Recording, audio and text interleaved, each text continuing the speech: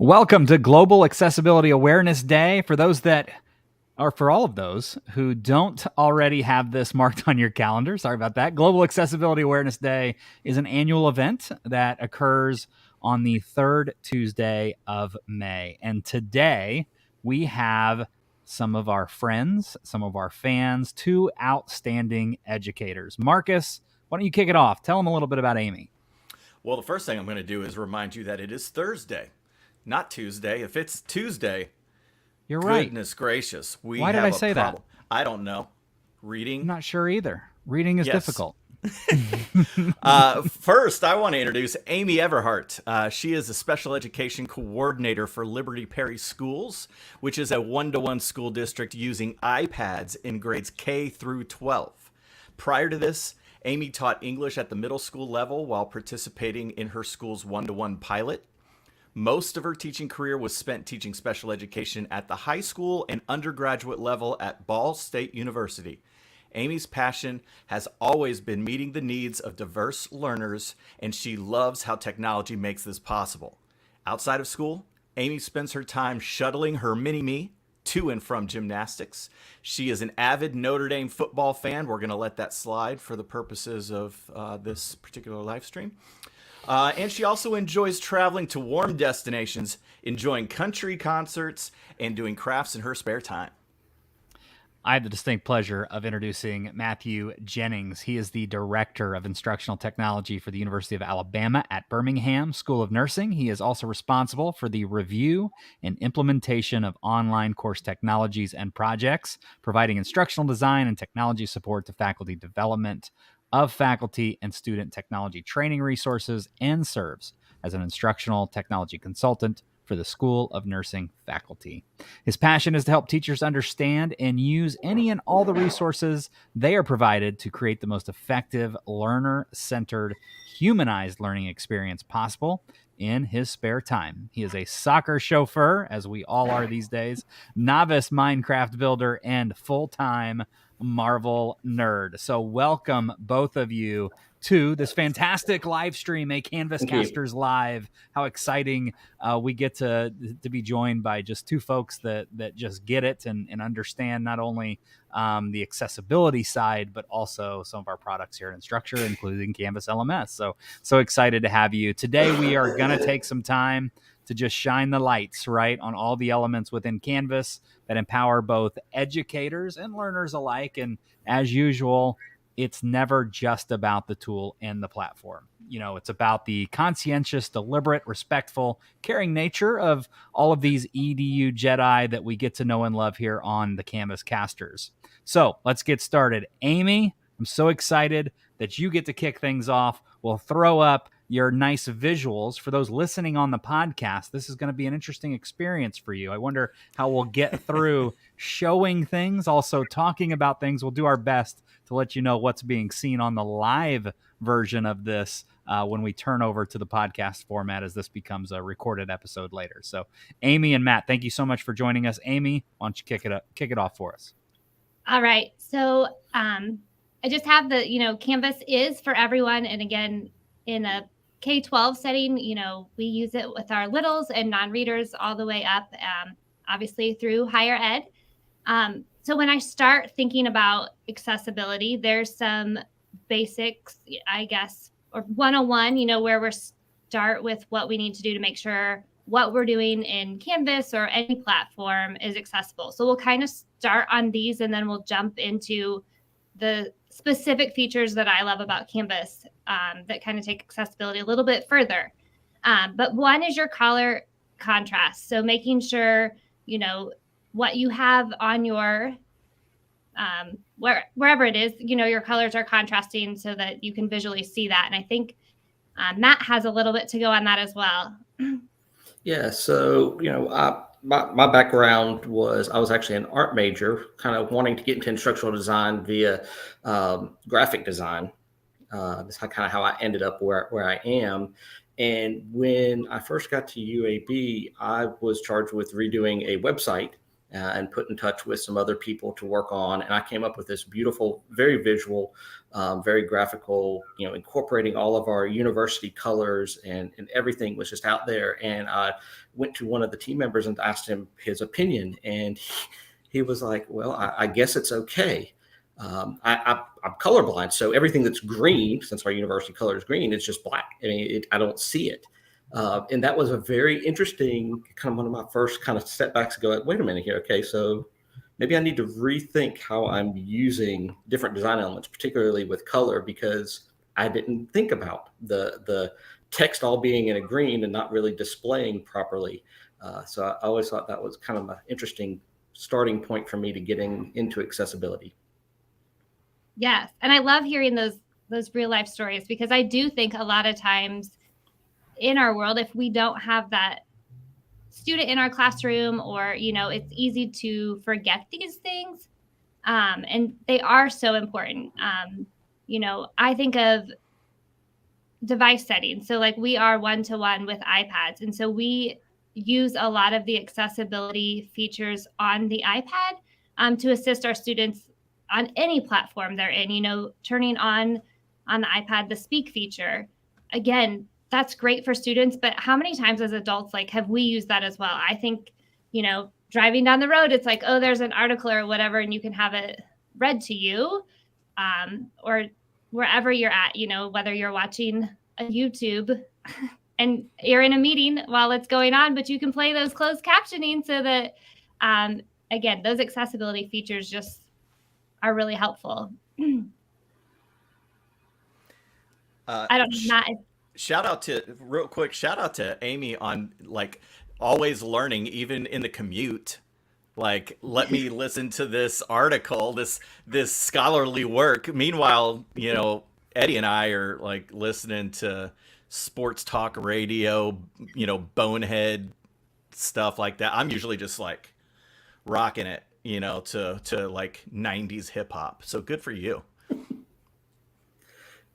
Yeah. So, I mean, I think, looking at it from higher ed, I'm also I'm a reforming, blatant accessibility denier.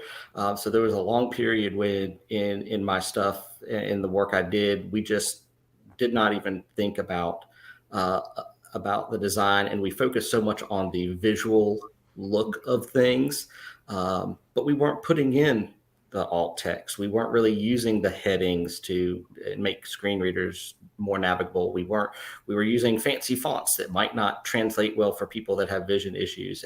And it over time, as I have matured in my instructional design practice, and learned more about user experience and usability, have really transitioned to a cleaner look, and going to using more of these accessibility features. I'll still say I'm not perfect. I'm trying to learn more, trying to be better. I still find the hardest part to be alt text. Writing good alt text for images is so difficult, but I think it is important. Yeah. And I think, what you outlined there, Matthew, is a big part of why we're here today is having that awareness and that recognition that as learning has transitioned more and more to being in a digital space, that kind of opened up Pandora's box of additional concerns and additional, in some cases, challenges with making sure that we're creating things that are going to meet the needs of our learners. I too, and I grinned and chuckled when you were kind of describing yourself, because I think you described yourself the way that probably every educator once was at some point in time, which is, where we were learning or are learning kind of on the fly.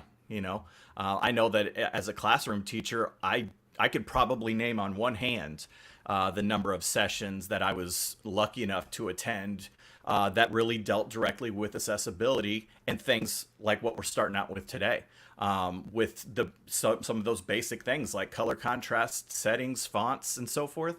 And they were very eye-opening for me. as a classroom teacher, particularly one who's been using Canvas for a long time, because I too was unknowingly doing all sorts of things that were terrible, kind of like how you described. And so I think it's really beneficial for folks out there who may not be fully hooked into accessibility as basically the concept in general. This is great content for any of those folks to just kind of get started thinking about all of these things. It can be intimidating, but kudos to Amy for starting with the basics before we even get into any of the deeper stuff within Canvas itself. Well, and you can no longer ignore it, right? It was something that I think a lot of educators would be, in a mindset of, well, I understand that it's important, but I also got to get things done, or I also, think this looks a lot better, so I'm just going to do this thing, right? And in education, we went through that for quite some time. But now as UDL has taken a step, forward, has professionalized learning taken a step forward, these things are now more prevalent, right? We're more exposed to knowing the dangers of what that, well, I'll just do it my way. I'm not too concerned with what accessibility is or what needs to happen next. So it's always interesting to know like that shift. And that's one of the good things that has come out of this attention to detail and learning more about using an LMS like Canvas, where you can say, I have tools at my disposal that will make it easier, like Matthew said earlier, to put in alt text, to do these things that were not necessarily easy to do back in the day when you were creating these learning experiences online. So it's so prevalent and it's so timely, and I'm glad we get to have this discussion. I'd like to add just one other thing real quick, if I can just throw this in. For me, a lot of it also started as where I think a lot of people start is, okay, there's the requirements, right? You have compliance that you have to follow, at least in higher education. I know we have lots of compliance that we have to follow. And so it was more of like, okay, well, let's just get the kind of checklist done. But the switch flipped for me when I really started to look into, student-centered learning, humanizing learning, and realizing that it's not about the compliance. It's about empathy and humanizing your learners. It's about compassion.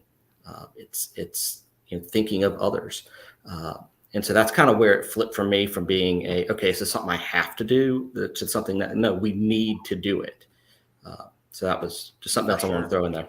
Absolutely. I mean, it's like take technology out of the equation. Let's back it up to non one-to-one. Let's back it up all the way back to when Marcus started teaching. It would be as if I'm just talking to half the classroom. I'm just ignoring the right side of the classroom. Right. I'm over here talking Romeo and Juliet to these people here. That's basically what I'm doing if I'm sort of flippant or not cognizant of accessibility and how I can better make sure that I'm speaking to the entire classroom and every unique individual within it. So Amy, go ahead. Let's hear some more here. Yeah, but I think that's exactly what you said, in every unique individual. And so and I can appreciate everyone that's been on this, but I don't ever feel, I was kind of nervous going in today because I don't know that I'll ever be an expert in accessibility. Technology is always changing. It's obviously making it easier for us, but I will say, this is an area I don't feel as confident in because you don't know what you don't know. And I think that's hard for educators because we want to be proficient. So we feel confident in our content. And I feel like that is why accessibility is hard to do, because it's not that they didn't want to do it. They didn't know how to do it from the start. And again, as educators, we want to make it look pretty and engaging to the students, not realizing those students that it is harder for. So I know Matthew kind of hit on a couple of these, but again, choosing fonts that are easy to read, not necessarily what, looks fancy or pretty. And headings is a big one that my students are using that device setting of Speak, so it's going to read it. Don't just change your font size. If you have the option to make it a title or a heading or a subheading, and Canvas does allow that as well, that makes it easier for the screen reader to do that. It's interesting because, again, we're in the state of Indiana, and our state assessment, I feel like, lacks some accessibility. So I was thinking, that Amy's going really PC right there. Very politically correct. She is tiptoeing on that line. I appreciate it. Very, very tactful. it was interesting that just, giving that experience of giving our assessment to our kid, and I was one-on-one with the kid and listened to it read, and it's a screen reader that's reading our assessment to them. And I don't know how they heard the question read, because it went straight into reading the calculator. So it read it, not in a very efficient way. So definitely something I think we can always get better in. But these are kind of, if you're starting somewhere, here's where I would say start. These are kind of, think about these things. Anything else to add, Matthew, on those other areas? No, I think that covers it perfectly. I think that's the basic starting point, right? You dealing with your colors, dealing with what it's going to look like on the page and in the device settings. And I think Canvas has made great leaps and bounds in making this very easy for educators. Again, educators aren't experts in accessibility, and where I am, my educators are nurses, so they're not even necessarily educators first. A lot of them have become great and excellent educators after the fact, but they're subject matter experts in nursing. And so to have to learn to be a teacher, and then to have to learn accessibility standards, that's why my group exists, is so that we can help guide them and assist them in making sure that they are taking care of these things. For sure. So let's dive in, Amy, on the accessibility checker a little bit and some of the tools that are available inside of Canvas. Why is this so impactful for you? What's the perspective you have on using something like the accessibility checker? There are a lot of folks out there, probably in Canvas fam land, that look at the accessibility. We have Lorraine here. Sorry if I'm mispronouncing that wrong. It looks like Lorraine. She appreciates the accessibility checker and immersive reader feature kind of built into Canvas. So Laura here says from LinkedIn, we have a syllabus statement from the accessibility office that's not accessible. We all make mistakes. But a lot of folks don't know what that little guy inside that little circle might mean when they're dealing with the rich content editor inside of their pages. So let's talk a little bit about what kind of impact that's made on you as an educator and those folks around you that are kind of using that little guy to help fix some of those mistakes. Yeah. So for me, again, I started with the basics, so I could do the heading, I could do the font, but that's probably where I started, and that's all I knew. And so when I started using the accessibility checker, it was like, oh, I need an alt text for an image. But I will say, when we first started, now again, Canvas, again, I feel like they're very responsive. So now they give like a description of what the issue is, because it helps you fix it. So initially there's a little checkbox underneath it that says decorative image. And so we would have staff just check that, because then we pass the accessibility check, even though we didn't really fix the issue. Right. Yeah, so, I'm always a little nervous when I hit the accessibility checker. It's like, I'm going to get an immediate grade on what I've created here. How poorly have I designed? So I'm always a little bit stressed out when I hit that. But to your point, Amy, I also really like it doesn't just point out here are the issues, but it also does give you a little bit more in depth as far as, possible solutions and a little bit more detail, which again is not just a testament to just Canvas as the platform, but somebody has to come up with this. Like, Eddie, that's the thing that baffles me about, there are human beings who are like writing the code to make these magical things happen. And that's what really blows my mind. Yes. Absolutely. I know for me, again, using the accessibility checker has been interesting because, again, probably our most common offense is no alt text. The second thing being that I've learned that I think my HTML and design skills are kind of stuck in the early 2000s because I do a lot with tables and build a lot with tables, and tables are kind of tricky to make sure that they are accessible.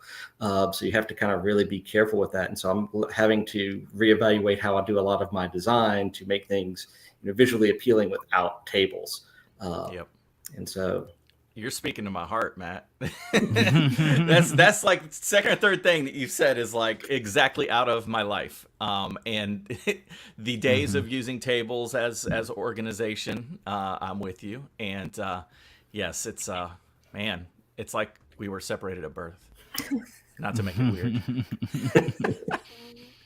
So What else you got, Amy? That was the next starting point. Like, okay, if I now know my basics, then my next, okay, we'll just use accessibility checker. Again, it's going to give you some solutions. But another feature I love about Canvas is the media recorder. So one, if you're using Studio, again, they make closed captioning super easy, within Canvas, because I do think, again, when you start adding video, because we want to give those verbal instructions and things of that nature, then we need to make sure we're having closed captioning, which is super, I mean, it's hard. It's to find the best way to do it, to make sure it's saying what you're actually saying. I just think, again, that's kind of the next, okay, we need to step out on this branch. Yep. And it's hard, but we use it for the media recorder for lots of things. Students who struggle with their writing skills, they can give verbal responses. It lets our teachers grade things that way. They can do just the verbal, they can add the audio, or they can also have their picture shown. Again, we are one of the big things that I really love with the media recorder. We actually use it for testing accommodation. So when we have a test, I want to say back in the dark ages, but it was just a few years ago, we were reading tests, and we would, to meet that accommodation for our students. And we would read it first hour, and then we'd read it second hour when those kids had that class. And then, of course, someone was absent, so we'd read it on the next day, and someone was still absent. And so, like, we're reading this test 4 times, and it's one test. And again, we're doing it because that's what the student needs. But now I can get the test, have an audio version of that in Canvas. I read it one time. Every kid has access to it. I love that it's at that student's pace. So if this student needs to listen to question 1 3 times, they can listen to question 1 3 times. And the next kid sitting next to him can be on question 3, where if I was reading it old-fashioned, the kid who's on question 3 and I'm still reading question 1, it's more distracting to hear me read that question again. So really, like, I cannot tell you how much we love media recorder just in that way. Of course, there's a million ways that it can be used, but I mean, You're preaching to the choir when it comes to a profound love of media recorder. I mean, I constantly are talking about it, but another thing that I remember, and I've told the story a million times, I'm not going to tell it again, but just thinking about accessibility, when you're using the media recorder, and specifically when you're using both video and audio, you're removing an obstacle for the audience, whomever they may be. You're removing the obstacle of folks trying to figure things out about what's being said if it's just, typed in a text box. I am hilarious. And if you ask any 17 or 18-year-old former senior English student that ever had me, they will attest that I'm a riot. But I don't know that my humor always comes across in a text-based format. And so for them to be able to listen to my voice inflection, to see my facial expressions while communicating, breaks down some of those barriers. And I haven't even gotten to, and I know Amy was probably going to go here too. Haven't gotten to our English language learners, right? Like those that struggle with the written form, those that, need that extra support of hearing and working on their own fluency. And having the ability not just to receive content in the media recorder format from their teachers, but to deliver their own knowledge that same way using that same tool. That's to me is like, that gets me riled up. I know, Eddie, it gets you going too, but there's so much power in that. For sure. Yeah, and I mean we don't use the Canvas's built-in media recorder. We have another product that's not Studio. So I won't, I can't really speak to Studio. Hey, university picks with university picks. And it's a good platform and it's great. It does what we need. We were fortunate and effective January. Now all of our videos that go through there are automatically captioned, machine captioned, Awesome. which has been great. However, I still tout in SpeedGrader using the media recorder for feedback because it is a quick way, and kind of the way I kind of lean into it is it's going to save you time as a faculty. It's so much easier and quicker to record a video giving your feedback than to sit there and type it all out. And so we kind of look at it from, hey, this is going to save you time, but it's also accessibility. It allows students to understand tone of voice, inflection, body language, and give that feedback in more than just plain text. But I'm all for video. Yeah, and kind of I think what you said, like, again, it humanizes learning. Like, you almost feel with you get that audio visual feedback from your teacher, like they care enough to like actually make a video, and you can hear that in their voice, where again, just getting, especially if it was an assignment you struggled on, like, hey, I really saw your effort in this piece, I just need you to switch up this. It's way easier to hear that compassion than just to get the grade that is a failing grade, and then you're like feeling deflated and why do I even try. But again, giving that feedback I think is huge, again, with the video, making it personal, things like that. Again, from the student standpoint, they can, we're using Canvas in our life skills classrooms. Those students, again, are able to be within Canvas. They can submit theirs because they can verbally give feedback, or they can take a picture of, something that they did. Actually, like one of ours is like they do chores at home and then or in the classroom, but I was thinking e-learning, and they'll take a picture of that chore to show that it was completed. So, yep. Yeah, I've seen. I like the band. I like the band recording. I like the PE thing. I've seen that too, where it's like your assignment is to do blank, blank, blank, and then they're able to do the quick videos and submit those back as like, here's me doing, the 40-yard dash or whatever, or jumping jacks. The band thing is so cool.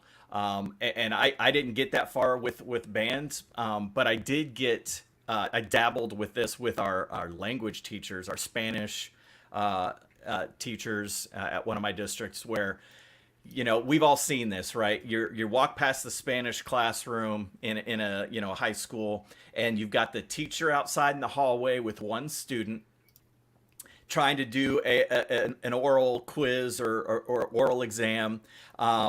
And because they got to know how to not just write in the language, but speak it. And then you've got 31 other students inside the classroom doing Lord knows what. And it's one of those, like, it's one of those dynamics that is very complicated, that is so immediately fixed with this, because now students can simply respond. You give them the prompts, they respond on the video or audio or both, and you've accomplished the same thing without having to worry about what may or may not be happening in that classroom while you're trying to facilitate something outside of it. Yeah, and then think elementary wise, like, again, when they're doing a fluency read, again, anything that's one-on-one you can do, and then save yourself that time in the classroom and make yourself use better use of instruction time because of that. Yeah, I was just going to add that I know, especially during the pandemic, when our students that are normally on campus and in our skills lab and our simulation labs, they couldn't do that. And so we were able to send skills kits to them at home, and they would video themselves doing their skills that they needed to learn and to get validation checkoffs and to, video themselves. They could go back and watch it and say, oh, wait, no, I missed this. And they were able to re-record it and redo it until they got it right. And that's the one that they would wind up submitting. Whereas if they were in the skills lab, they're just in the practice lab, practicing it. And so it was really, again, video is great. We know that this is making an impact because of what our users are always saying, and we have Norma here from LinkedIn that says, thanks for raising accessibility awareness. These features are simple, necessary accommodations for people with disabilities. Sorry, Matt, I don't ever mean to cover people's faces up, but unfortunately when I click on a comment in the platform, you go away. So you drew the short straw. You're at the bottom of the screen. I'll just make my apologies now. Amy, let's talk about some maybe not so obvious places where accessibility can be used, like the calendar. Look at this. Look how great. It's almost like we planned that transition between Media Recorder and calendar.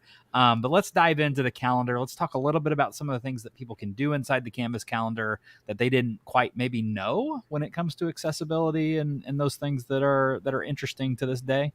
Yeah. So again, the next couple I have, again, they're Canvas specific, but I think a lot of my kids with executive functioning struggles, these are huge and helpful. So they're a little bit outside of the box, but they're huge in my district for kids with disabilities. So the calendar, they can, just like any calendar, they can change the view of how they want to see things, what visual method makes sense for them.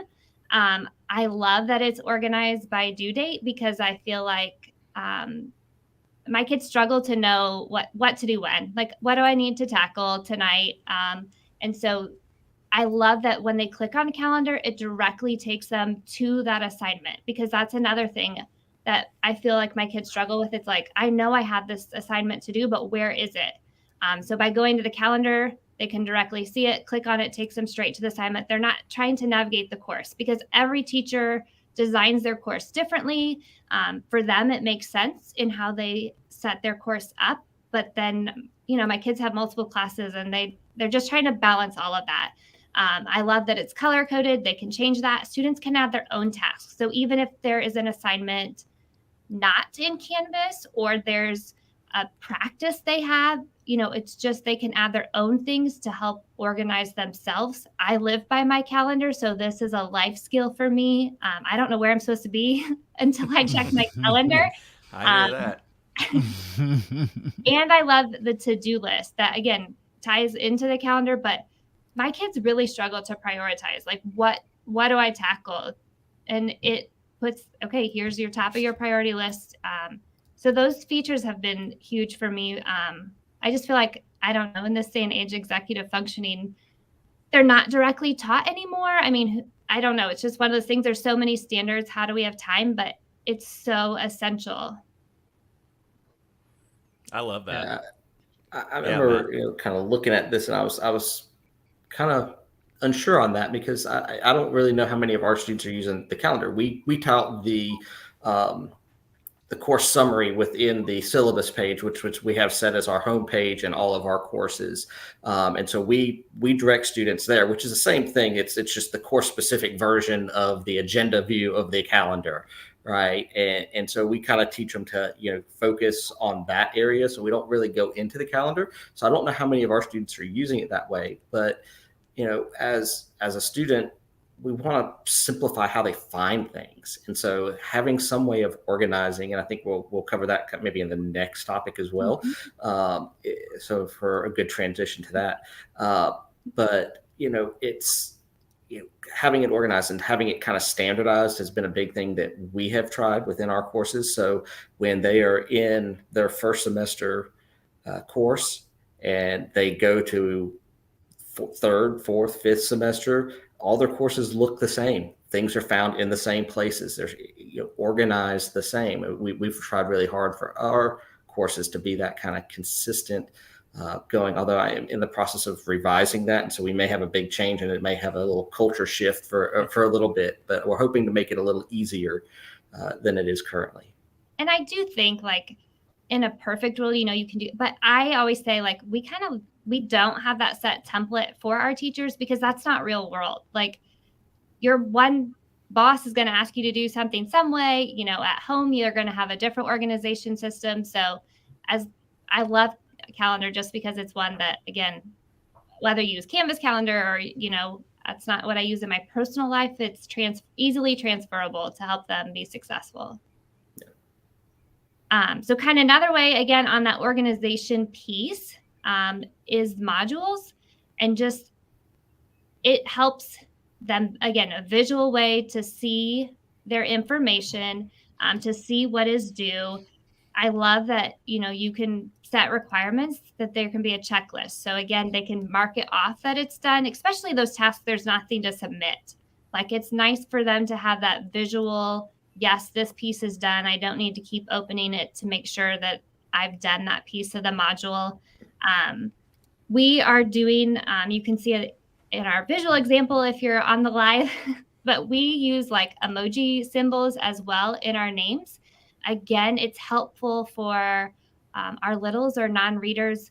They know what to do. They know, if there's a book, it might be they need to get a certain workbook out, or we use another app. And so we have a little robot icon to indicate, hey, you're going to go into this other app, but it still tells them the steps. There's still a checklist through modules. And then they have those visual cues, again, whether they're in a reading group that's a certain color or something like that. So can we pause real quick? I want everybody that's watching right now and everybody who's listening at any point, I want you to think back to what Amy just said about emojis. This is a productive, helpful way to use emojis. Yes, they're fun. Yes, we all know all the things. But what I love about this example is within a module, putting an emoji there, as she said, for non-readers or early readers to assist them in knowing what that pertains to. Part of that is about having a system in place and teaching them that system. The red book means we're going to be working on, math skills or whatever. Like, setting that up ahead of time, having that foundation and that sort of outline of I guess creating a sort of legend for them is obviously part of this. But that is a really, really use it tomorrow kind of tip that everybody, probably K through higher ed, but certainly in those lower levels, creating that and then having those consistent emojis within a module is awesome. Awesome. Yeah, we use headphones if there's an activity they need to listen to. At the end of a module, we put a red stop sign, like, okay, you're done. Because I do think sometimes even if, okay, I did my kids A to Z in this other app, now I have to come back. Am I done? And they're getting that like stop sign visual, like, okay, now I'm really done.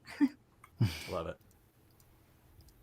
Yeah, it's so valuable, right? The question that just came in on the chat was, how in the world do we add these emojis? Is there a quick trip or a quick tip? Sorry about that, Amy. A quick tip that we could share with our audience about how to add these emojis into our module settings here? Yes. Now that you're going to put me on this. Well, I don't necessarily know if you need to share, but like I think just showing or telling people, what's the easiest way to get that done. Yeah. So and I'm a Mac user. So on my Mac, if I use Command Control Spacebar, that's going to bring up my emoji keyboard. Right. And then you can click that and it inputs it. Another thought, I've done this before. If you Google search like emojis, there's like an emoji database where you can just type in like book and it will give you like 10 different of the, I don't know what they call that, Unicode 06 or whatever the emoji official term is. But you can copy that and paste it. So you can like just do a highlight, Control C, Control V. There are a lot of folks here chiming in on kind of how to help. So Adriana, hopefully that helped as well. We have here Canvas Calendar immensely helps with ADHD students, which we discussed about earlier. And then Gonza here from YouTube. We have to be careful with emojis. They might help the little ones, as Amy states, but not super accessible for others. Obviously, you got to take that with a little bit of clarity and a little bit of being deliberate to who your audience is, I think, most of the time. But those are our audience comments from now. But yeah, appreciate you. I didn't want to put you on the spot, Amy, but also we had some folks that had questions. I also always love to get to them and make sure that that we kind of give them concrete examples on how to do that. So Matthew, if you want to talk modules at the higher ed level. Yeah, so we have used modules when we transitioned to Canvas. Well, the university transitioned in fall of 2014. One of our big pushes was moving everything is in modules. Although we had some differences of opinions on how to build out those modules, and for the most part, up until recently, most modules it was one page, and that one page had everything on it. So there was just one place to go for all of the information. We're starting to kind of move away from that and to kind of break up modules into smaller chunks. So then we can use things like the mark is done. So people can kind of make a checklist that they've progressed past that. And so it's been an interesting kind of transition in it, but we love modules. I've told my faculty many times, I think that there's generally two ways you can make courses. One that is very easy for you. You kind of just throw your stuff out there, but it makes it very difficult for students. Or you can make it easy for students, but it's going to mean more work from you up front. Although I find that it also saves faculty a lot of work throughout the course if they do that work up front, because they're not spending time answering a lot of the same questions over and over of where to find things. Did I do this? How do I do that? And so I'm all for let's do the work up front and make it as easy as possible for the learners. Perfect. And so kind of my last, because I was trying to come up with my top 5, is the external apps. Again, the integration there with Canvas, it's all in one platform. So, whether we're using whatever extra thing we're using, Pear Deck or Google, it's all integrated. And they're not navigating between multiple apps to find things. I remember prior to this when we'd share a Google Doc with our students and our drive was a mess because they were sharing it back and nobody likes any of that. So with it all being within Canvas, it gives our students one place to go to access pretty much everything they need. Yeah, I love external apps. We've got a couple. We actually are just kicking off a new one that we've just integrated. PlayPosit, I'll give them a little plug, which is a very great interactive video layer. But I would just say my thing from higher ed kind of is that those things normally have to go through a very big approval process. Like we had to lock down because people were throwing things out there and there weren't agreements in place and people were just clicking, and there's FERPA issues and data security. And so, and I know in higher ed, we're a lot more locked down as far as what we can and can't use and the processes. So you do want to check with whoever your infrastructure people are, your e-learning support group. Yeah, that's a good point. I do feel like Canvas, again, tries to help with that. A lot of times they ask for a secret code or key to make those apps integrate. But when they do, it definitely puts it all in one place. Even for teachers, it honestly makes it easier. They can grade it in SpeedGrader, things like that. So again, it not only helps the students, but it helps the teacher. Yes. Now, I think that, this being Global Accessibility Awareness Day and sort of taking the time to, hopefully, I don't know, how, where everybody's coming from. I kind of speak from my experience, but I think it's really, really awesome to have when I think of accessibility, I think of being empowered. That's always the sort of the concept or the word that comes to mind for me, because that's the word that goes to every single person that's involved in a course that is being facilitated in some way using Canvas.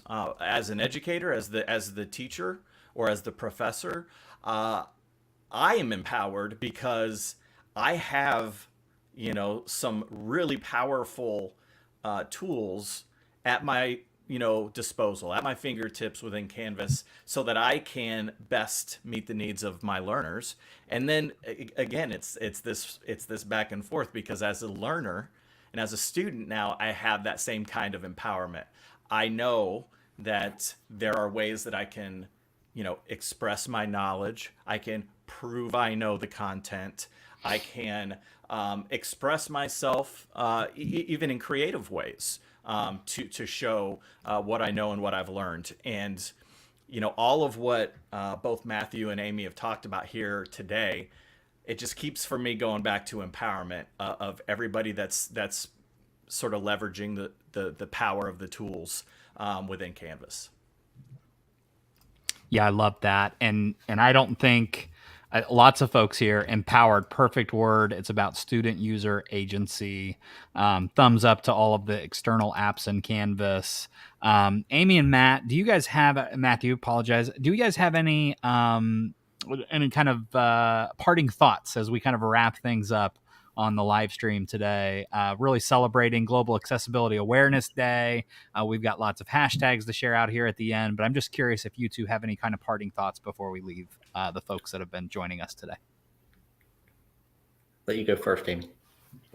Again, I just think it goes back to just take that step, start somewhere, start small, even making your Canvas course just one more thing accessible. Again, I know accessibility can feel overwhelming. I said it, I will never feel like an expert in this area, because technology will grow and things will change and I'll have to learn something else. But if I can make even one thing more accessible in my course, that's a step. So don't feel like you have to tackle everything right away. I know as educators, we just want it all perfect, but just start somewhere. Even if it's just the next thing you create in Canvas, you're going to use the accessibility checker. Start somewhere, and then you're making your course better by doing that. And I would just add that at least in higher education, I think pretty much every university is going to have some sort of support office for students with disabilities. Use those resources, tap into that, find out what you can do. And one of the other things I've found is doing some of these things helps students that may not even need those accessibility things. We found that having captions on videos helps learning, because you're not only seeing it visually, you're hearing it audibly, and you're reading it. You're getting it in 3 modalities at one time, and it sinks in better. And so a lot of these things, they're good for everybody. And so again, go with empathy, go with compassion, humanize your students, be a person. I love that. Amy, Matthew, thank you so much for joining us on another live edition of the Canvas Casters. Really appreciate you participating, and our audience. We had so many folks in our audience today.